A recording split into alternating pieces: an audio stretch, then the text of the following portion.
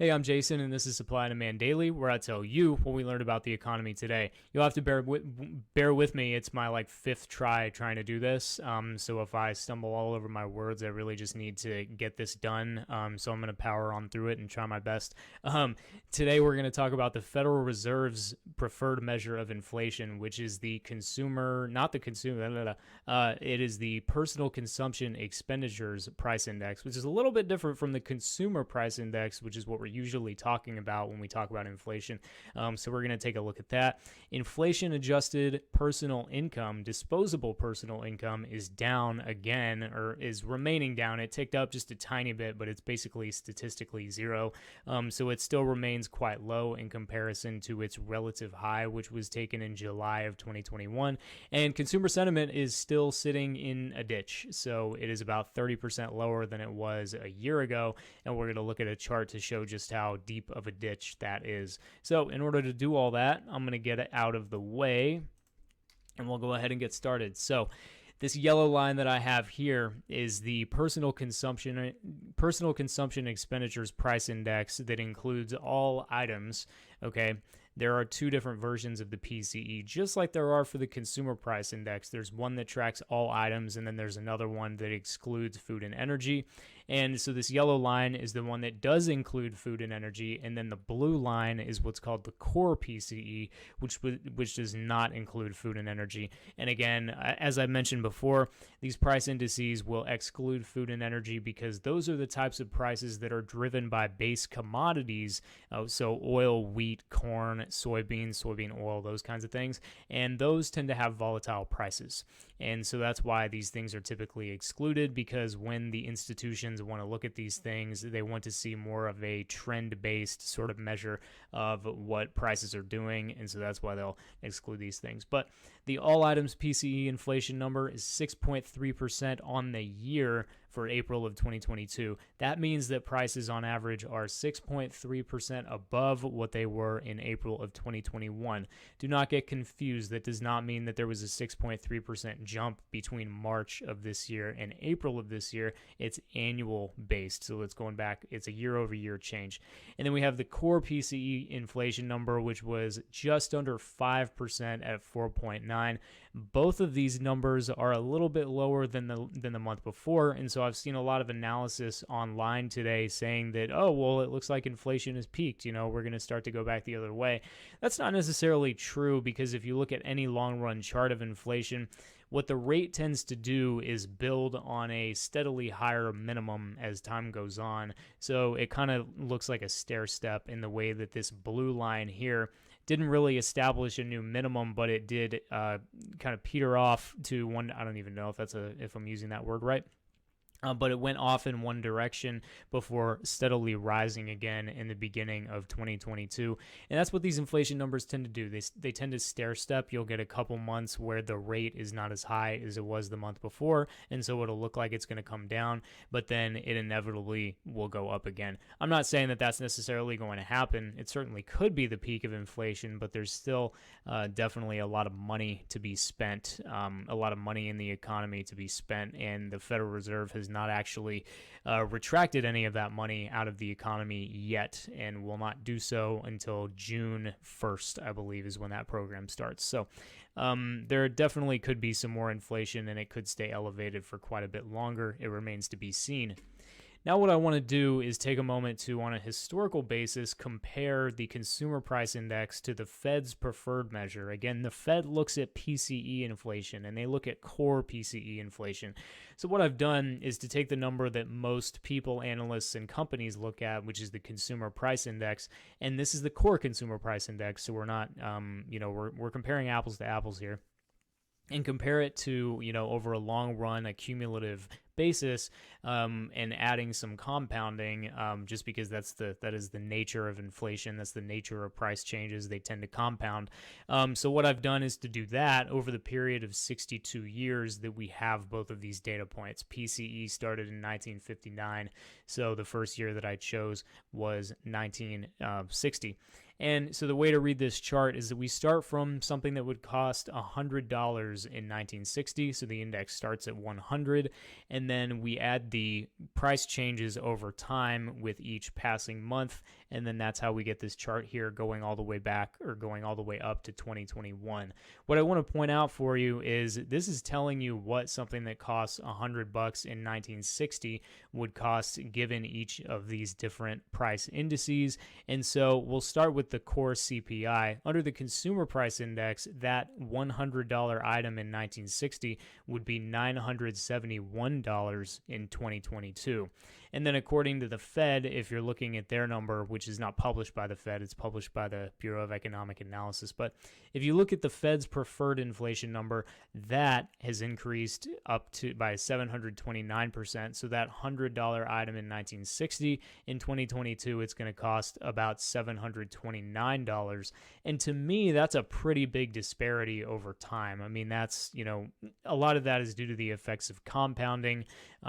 Inflation is a product of, prices are a product of what prices were yesterday, first and foremost. And so each time there is inflation, you're effectively moving the base by which inflation is multiplied with each passing month, right? So that is certainly a little bit of an alarming difference. And the reason that I wanted to point this out is because the Federal Reserve is the institution that's tasked with managing the nation's money supply.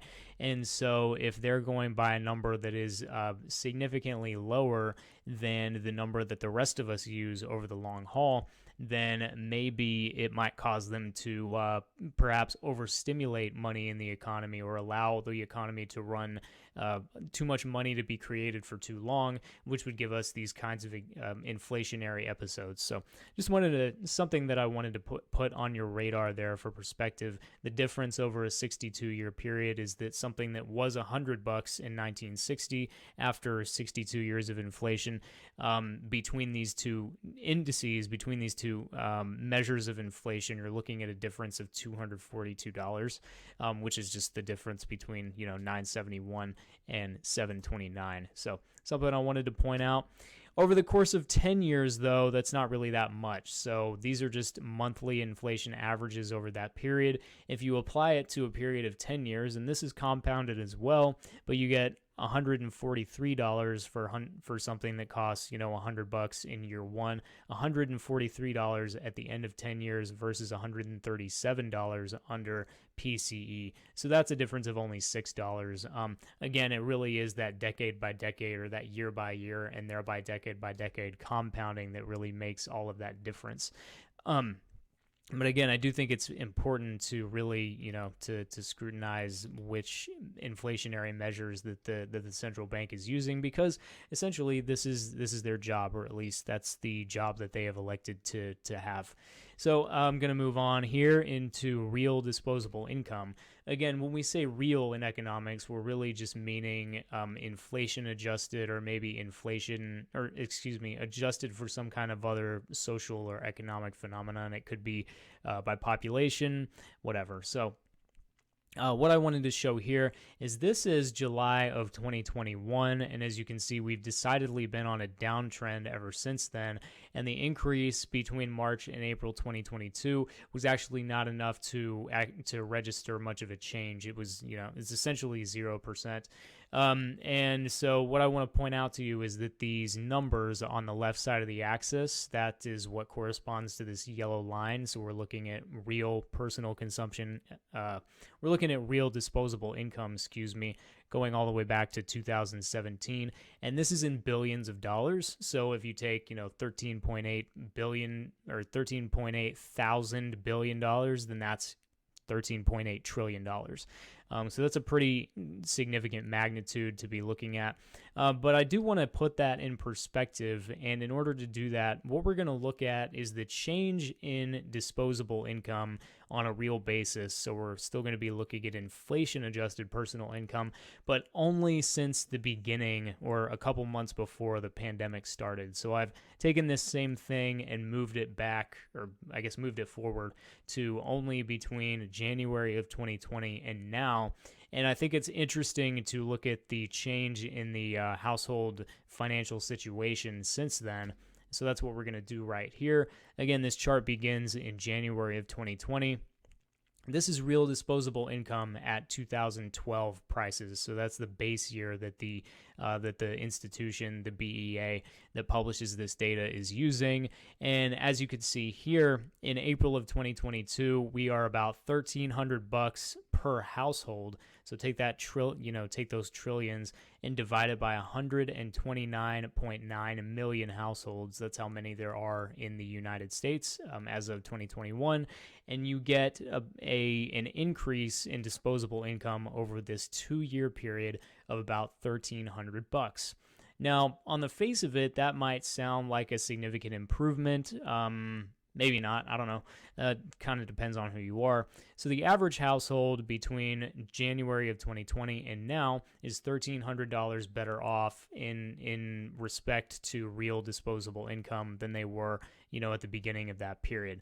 But to put that in context, the real disposable income of the country, of households actually increases each year, on average. It's not everybody necessarily, but on average, it increases every year that the economy is growing. So you can see this trend line here between 2017 and the end of 2019 when this number was steadily climbing, again, adjusted for inflation as well. This number is steadily climbing over time.